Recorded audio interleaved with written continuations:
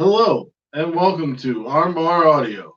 I'm your host, Tim Farley. Next to me is my trusted companion, John Jones. What's up, everybody?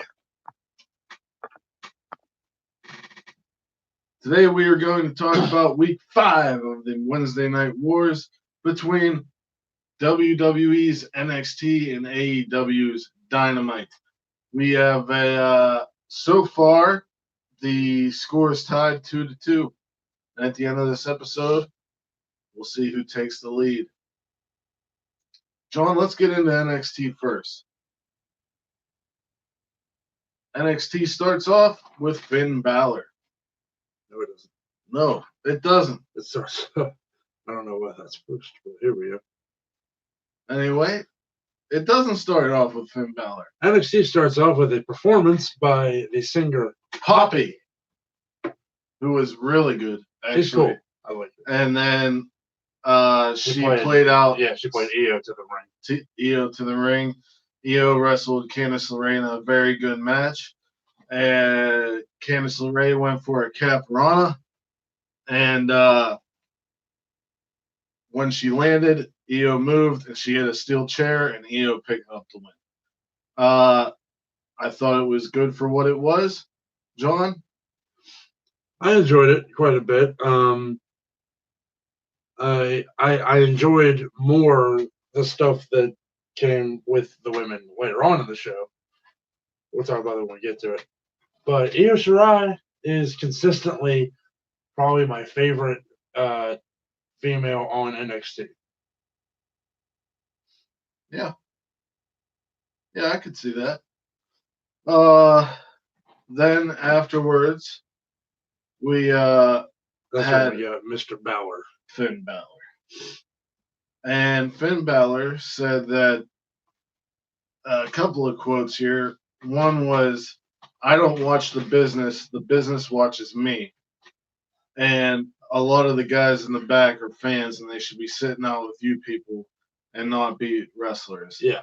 And he said, whenever Johnny, I heard Johnny's back from the hospital, if he wants to go back, he can be Johnny Watches Wrestling, not Johnny Wrestling like it should be, which I thought was pretty cool. Yeah.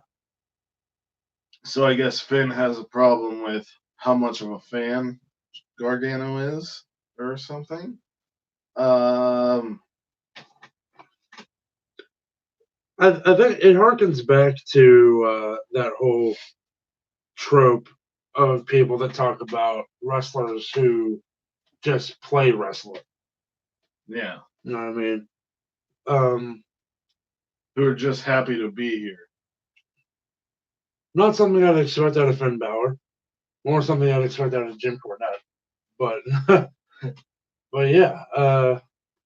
I still want Baba Tunde to be his Bad Luck Fale. Yeah. I'm still genuinely pleased that we're getting a fully heel Finn Balor now. Yeah. He's calling himself the Prince. Yeah. Like that. He said the Prince is back. The next match was Shane Thorne versus Bronson Reed. And this was a hard-hitting affair. Yeah. I thought it was a great match. The end came whenever they were both on the top rope. Bronson pushed Shane off and hit the biggest, and hit the biggest splash I've ever fucking seen. Bronson Reed and Shane Thorne are both two guys that could fill up that 2 hours. People you could push, have maybe in the North American title scene. I enjoyed the shit out of that match.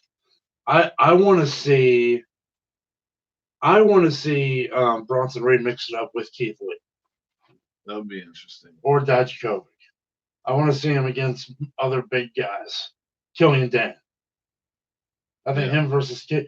I think once this Pete Dunne thing is over, Bronson Reed should be Killian Dan's next big feud. I like that idea. But it seems like they're going with Pete Dunne. But yeah, I said once he's done with the Pete Dunne stuff. Yeah. So then the Women's Tag Team Championship went on the line.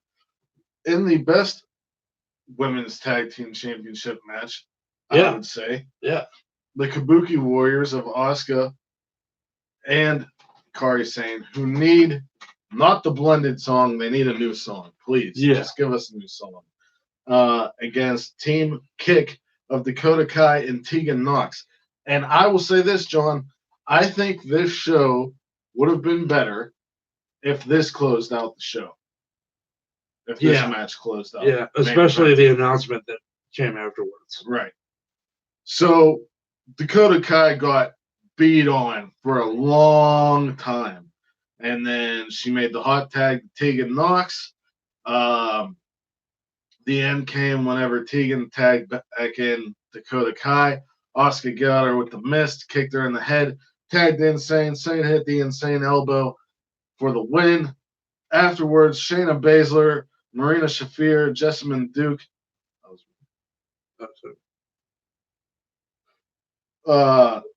come out.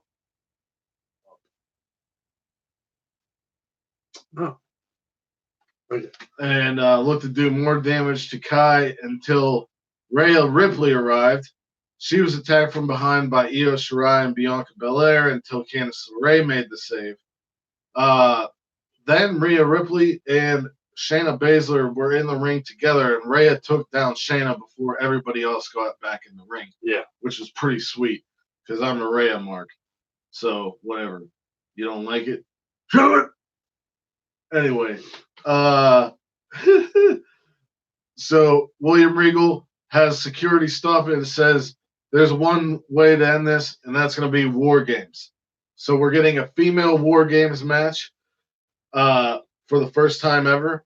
I don't know who's going to round out the teams because unless Shayna doesn't compete, it's 5-on-4 as it stands. Well, it was named Rhea Ripley is one captain and Shayna's the other. Okay. And I think Shayna will. On the outside, it looked like Io and Bianca were like heels, but I don't know. You know, there's a lot of blurring the lines here. I'd like to see if they're going to go for a shock Tony Storm. Huh. For the best team. Or Mia Yim. Mia Yim, I think, is going to be the choice.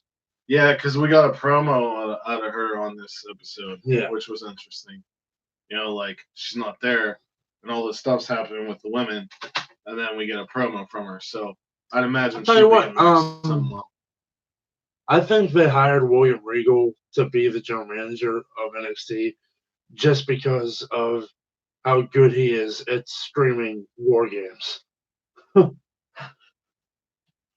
War Games! Just the pure vitriol in his voice. Yeah. It makes it so awesome when the announcement comes. Afterwards, we had Tyler Bate getting his comeuppance, or attempting to get his comeuppance against one Cameron Grimes. Tyler Bate. Tyler Bate. Na, na, na, na, na, na. Tyler Bate. Grimes defeated. Yep. Yeah. Are you okay? I told you I didn't watch this match. Cameron Grimes was caught off guard by Tyler Bate early on.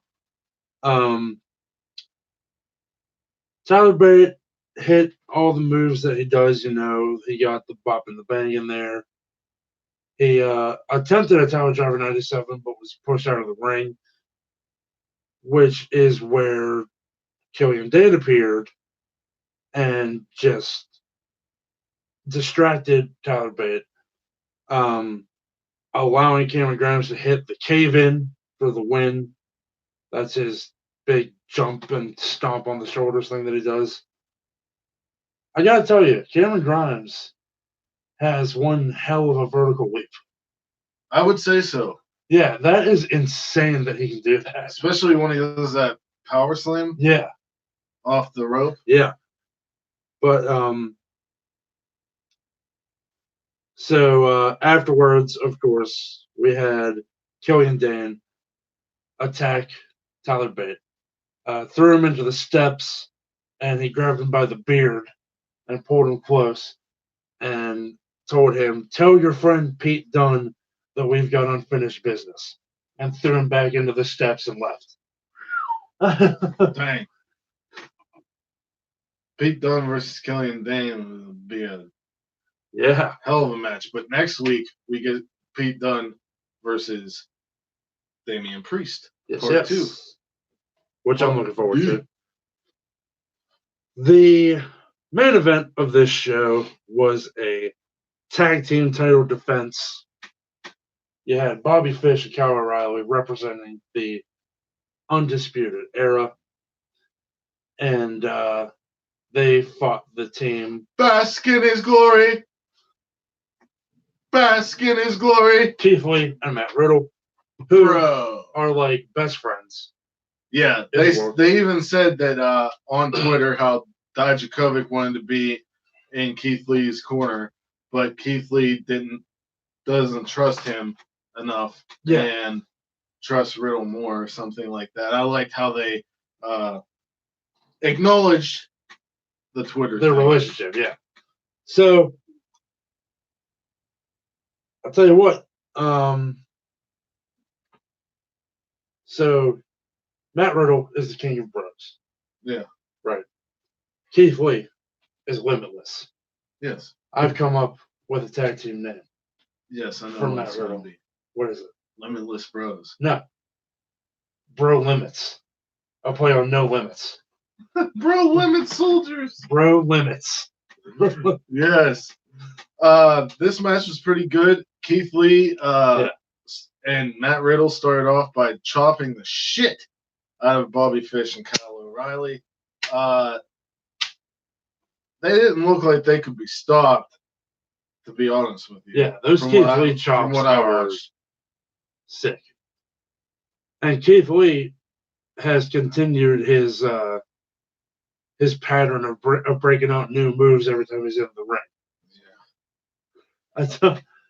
But eventually, Adam Cole and Roderick Strong caused a distraction for Fish and O'Reilly to hit the high-low on Riddle for the win. The Undisputed Era tried to take more cheap shots at their opponents after the match, but Tommaso Ciampa made the save. The three baby faces cleared the ring. Tommy Entertainer then announced Goldie would have to wait as he had to go to war first. So we're going to see the Undisputed Era again in War Games against Ciampa, probably Lee, Riddle, and probably Velveteen Dream. I would say either that or Dijakovic. Or Dijakovic. Because it's not going to be Gargano because he's going to go with Balor. Right. I don't know. How do you feel about seeing? I mean, since its incarnation, the Undisputed Era has had every War Games match. How do you feel about that? I didn't even notice, so it clearly doesn't bother me.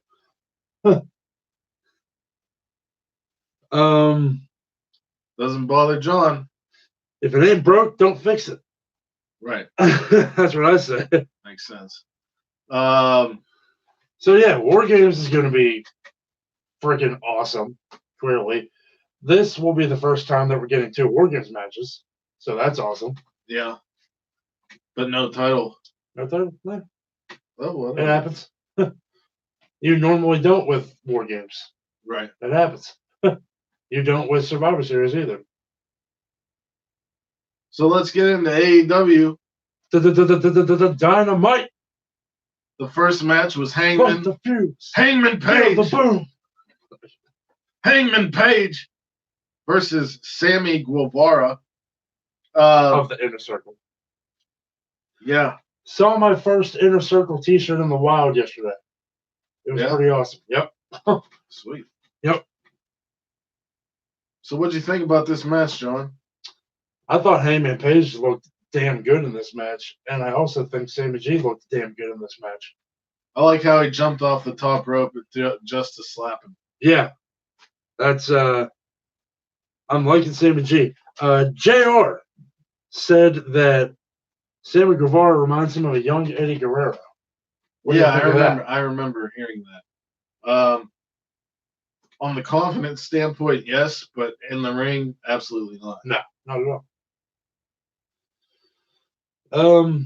Hangman Adam Page got on the mic, cut a short and sweet promo about how things haven't been going his way, but He tonight said felt that felt really good. Felt good to do some real cowboy shit. And he's going to do some real cowboy shit at Full Gear Because against they can Pac. say the S word on TNT. Yes. As Chuck Taylor pointed out on BTE. Hangman.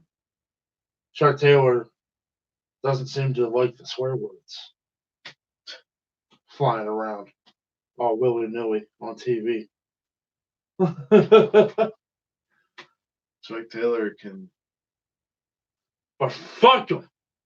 go back to the independents. No, dude, best friends are great. Yeah, but The best friends I want my wrestling to be PG-13, damn it. Best friends are the reason that Orange Cassidy's on TV, so they stay. Right. That's my stand. So the next match was Hikaru Shida against Shanna. Shanna. And Shanna, I thought, was better than Jamie Hayter from last week. Yeah. Shida hit a bunch of running knees. I believe that was the end of the match. How'd you feel about this match, Sean? It was really slow to start. I thought it was interesting that the fans actually chanted for Shida. Yeah. It seems like what AEW is trying to do with Joshi wrestlers is getting over, because I read also that Rio segments are high in the teenage male demographic, which makes me wonder that makes sense. Why WWE doesn't know how to book a babyface Japanese wrestler. All of the Japanese wrestlers are heels. Yeah. Except Akira Tozawa, but no one sees him, so whatever. They could have easily made Kairi Sane a Riho. Yeah. You know, but I don't know. It's that old mentality that, you know, if they're Japanese, they gotta spit mist, and if they're foreign, they're bad. Jinder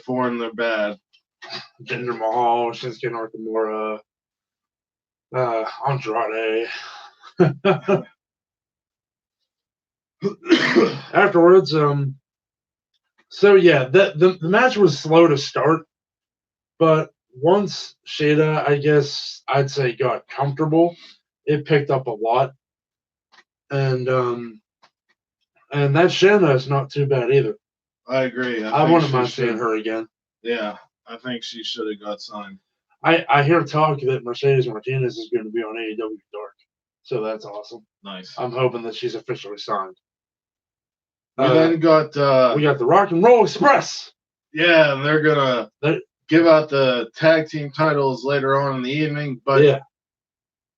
PMP, Proud and Powerful, ruin it and beat the crap out of the Rock and Roll Express with loaded socks, old school weapons. It was either a roll of quarters or a bar of soap, according to JR. I say it could have been an orange. I say it could have been pool balls. Yeah. That's old school. You put pool balls in a big sock. Woo! We talking about some concussions, boy. So Ortiz did his thing where he gets in the camera and strings "We're the Best" over and over and over and over and over and over and over again. Bask in his glory. Why? Stop. I love it. Okay. I love Keith Lee, man. About AEW, I can't wait to buy his action figure. Yeah, is that a thing? It's coming out. He's in 2K20. Too bad the game's a piece of shit. Too bad the game's a piece of shit, mate. But the first patch for 2K20 is live, which means next week I'll probably buy the game. Because I wanted to wait until there was a patch, because I saw the online videos and it looked rough. Yeah. So Santana actually powerbombed Ricky Morton threw a part of the stage. Yes, he did. Which, when that happened, made me immediately go, shout out to Ricky Morton for taking that bump. Yeah. At his age. But you think about it, the Rock and Roll Express is still competing on the independent scene. Yes, these two teams actually had a match. Yeah. On Joey Janela's spring break. So, yeah. Joseph Janela. And the Young Bucks. Oh, what the fuck happened? I didn't do that.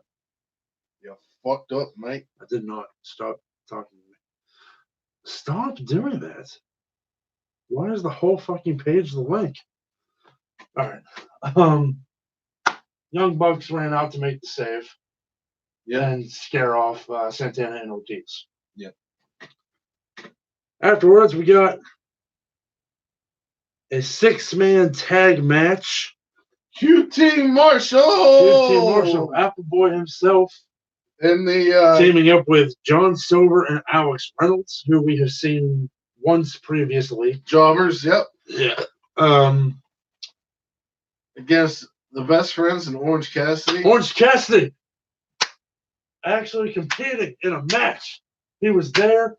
Did some hilarious kicks. Hell yes. And then hit the Best Friends and Orange Cassidy also came out dressed up as Rick and Morty. Yes. Because A, it was Halloween time, and B, this show was sponsored by Rick and Morty. Which I'm not the biggest Rick and Morty fan, but I'm all for people giving AEW money. And his Trent's wig kept falling off. Yeah, Trent's wig was falling off. And Orange Cassidy actually did the kip up like he does, and his wig went flying like all the way out of the ring. Yeah. Which was awesome. He did the tope in his pockets. With his hands in his pockets. With the hands in his pockets, as Excalibur exclaims in shock and awe every time. The end came whenever the Best Friends hit the strong 0 on Silver for the win. Yes. This was a decent match. It was nice to see something different, like jobbers. Yeah. It was okay. At one point, when Orange Cassidy did the kip up, his sunglasses flew off, and the referee actually put them back on him. Right, because his hands, he just doesn't use his hands, I guess. It's something. What do you say? How about no? What do you say? He said y'all need to get on Rick and Morty. No. Yeah, I'm okay. That whole McDonald's thing turned me off of the whole fucking concept because the fandom is apparently a bunch of kindergartners that pretend to be adults. Huh. Well, sorry if you're a Rick and Morty fan. So then we had the Cody and Chris Jericho sign the contract. Yeah, throughout the night we were getting short little clips of Tony Schiavone and Cody Rhodes riding to the arena in the limousine. We got a really awesome Dusty Rhodes story that involved Willie Nelson of all people. You make him wait. Schiavone. Yeah. Listen, baby. The star always comes out next. Tony Schiavone told a story about how he went and knocked on Dusty Rhodes' hotel room door, and he said, "It's open, come on in." And he walked in, and Dusty Rhodes was stark nude. A lot of stories that I've heard on podcasts and stuff like that, Dusty Rhodes used to go nude a lot. Yeah, in his room. Yeah, don't do that. That's how you get diseases, by having any part of your bare skin touch any surface in a fucking hotel I love room. whenever JR talks about him and goes, "Are you an Aaron boy?" Yeah. I love that rule on Talking Jericho that anybody that tells a Dusty story has to do an impression. Yeah. I hate your stupid family. Yeah. Your brother's an idiot. I hated your dad. He was a jerk. Anyway. But if you come on my podcast, you have to do an impression. Because in reality, I love him to death. This was cool because it didn't break down in a fight. Yeah, well, it kind of did, but not immediately. Chris Jericho is 100% an asshole. which is what he should be. He came out in the David S. Pumpkins jacket, which was fantastic. He was sitting there, and he was very upset that Cody made him wait. He said,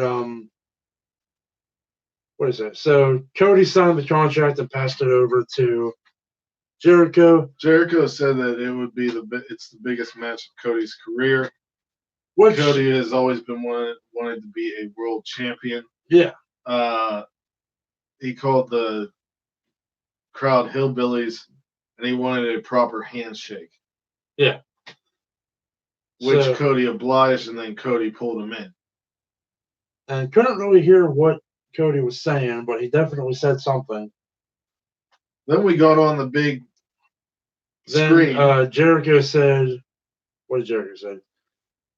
Jericho said he would see Cody at the pay-per-view, then offered his hand. They shook hands, and the heel pulled the American Nightmare in for a tense face-to-face, which is wrong because Cody pulled in Jericho. So that's wrong. So then we got a scene in the parking lot where Jake Hager was attacking Dustin Rhodes, slamming him into a car before slamming the limousine that Cody showed up in. Yeah, before slamming the door on his arm. Cody and MJF arrived on the scene, making the save, and Jericho lit a cigar and said, "You might want to take him to the hospital." Happy Halloween. Hilarious. Jericho, is the gift that keeps on giving. Love it. Love it. Cocky asshole heel Chris Jericho is my second favorite Chris Jericho. My first favorite Chris Jericho is when he throws out the nonsensical insults. Like when he told Darby Allin that he needs to shut his ass. Yeah. I love that. I just love Jericho. Oh, absolutely.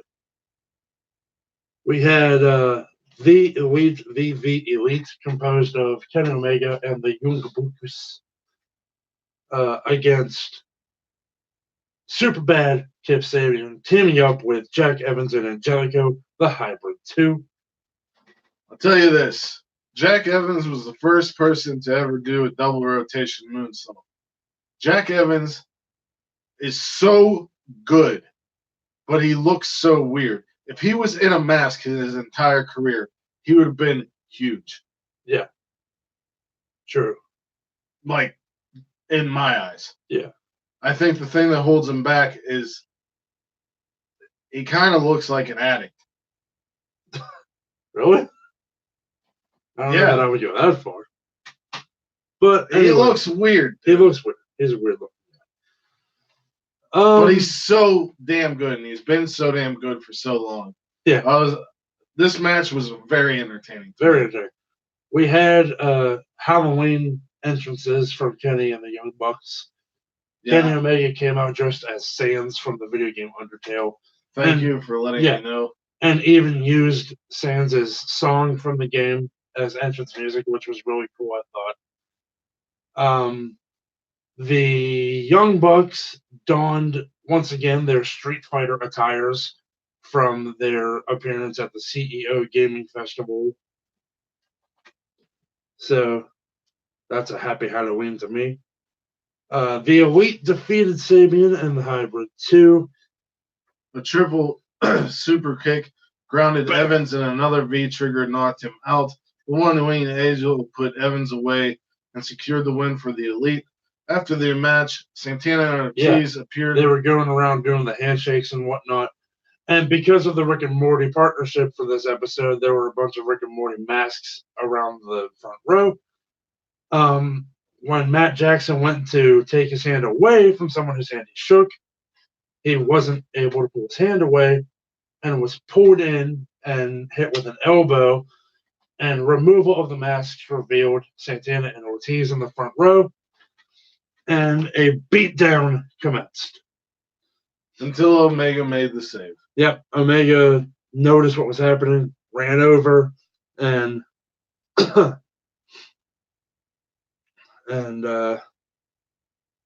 chased off the Proud and Powerful. Next, we got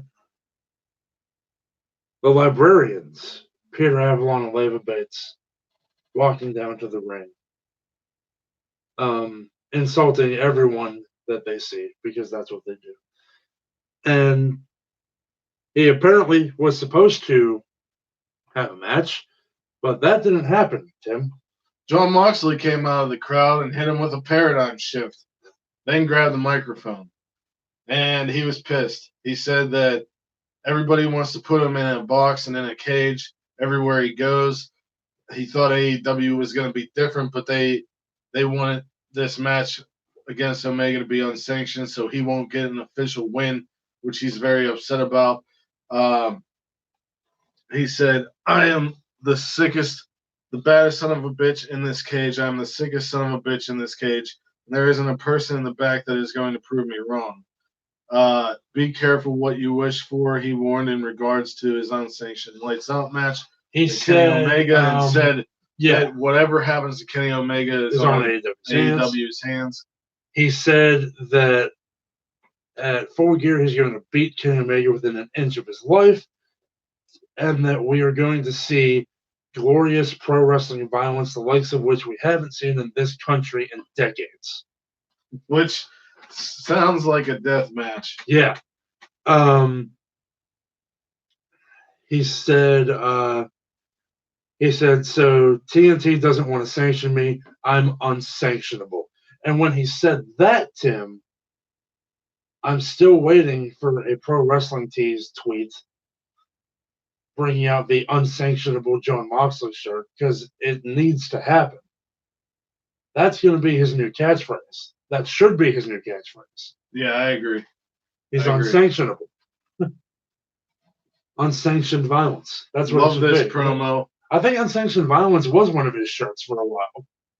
Unscripted violence, yeah. like that. But unsanctioned, they can make a variation. Moxley ended the promo by telling the Suits and Turner executives to kiss his ass and stay the hell out of his way. Yeah, he said, I'll tell them what I tell the same cops. thing I told the Suits and puppets at the other place. Same thing I told teachers. Same things I'll tell the cops. Same things I'll tell the guy walking down the street.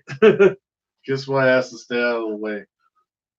He then threw the microphone down, and the crowd erupted into a standing ovation because Moxley plus microphone equals gold. We then got the main event, the AEW Tag Team Championship Tournament Finals, SCU versus the Lucha Brothers.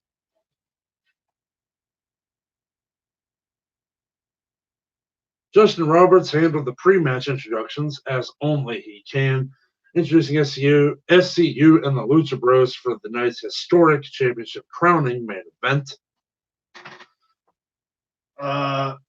The match ended by a Scorpio Sky roll-up. Yes. Which I found to be interesting. The match was what you would expect from both of these guys, both of these teams.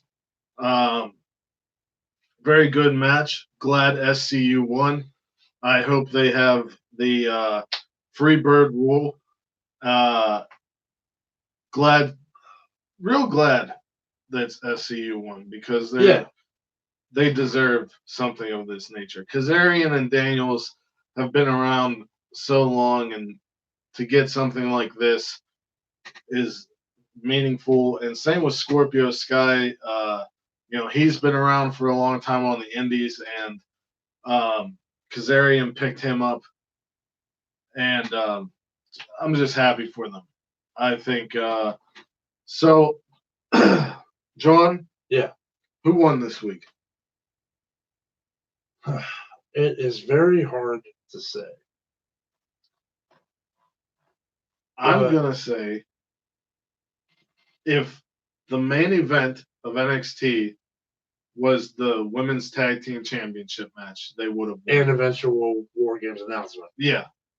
If the War Games announcement would have ended the show, I would say NXT. But instead, I will go with AEW. Yeah, because anytime there's a show that is going to feature the crowning of an inaugural champion, that's a must watch. Yep. You know what I mean? We are one Saturday away from Full Gear, with one episode of Dynamite left to go and no women's title announcement. So I'd say I expect to see an announcement next week, but there is going to be no time to build it at all.